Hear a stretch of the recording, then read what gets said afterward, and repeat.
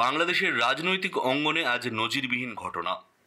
আওয়ামী লীগ সরকারের শাসন আমলে গুম এবং মানবতা বিরোধী অপরাধের অভিযোগে সাবেক প্রধানমন্ত্রী শেখ হাসিনা সহ ৩০ জনের বিরুদ্ধে গ্রেফতারির পরোয়ানা জারি করেছে আন্তর্জাতিক অপরাধ ট্রাইব্যুনাল। বুধবার বিকেলে এই পরোয়ানা আইজিপি এবং দেশের ১২টি গুরুত্বপূর্ণ বাহিনী ও প্রশাসনিক দপ্তরে পাঠানো হয়েছে। এই মামলায় অভিযুক্তদের মধ্যে রয়েছেন ডিজিএফআই এর সাবেক ৫ মহাপরিচালক, সেনাবাহিনী, পুলিশ এবং র্যাবের উচ্চপদস্থ কর্মকর্তারা।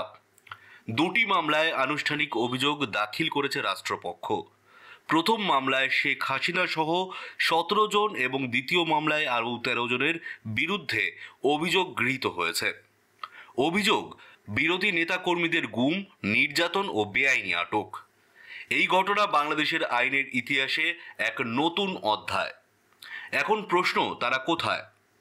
অনেক অভিযুক্ত এখনও সক্রিয় দায়িত্বে, কেউ কেউ দেশের বাইরে।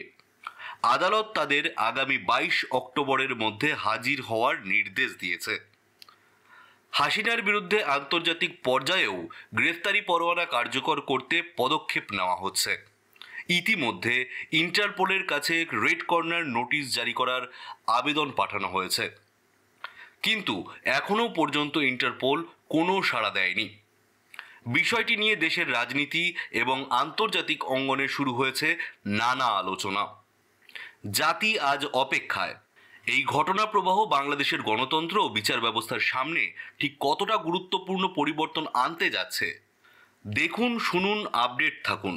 এমন অস্থির সময়ে সত্য ও ন্যায়ের পাশে থাকুন। ভিডিও শেষে কালের সাক্ষী এই সংবাদ আপনার প্রিয়জনের সাথে শেয়ার করতে ভুলবেন না। আর নতুন আপডেট পেতে চ্যানেলটি সাবস্ক্রাইব করুন।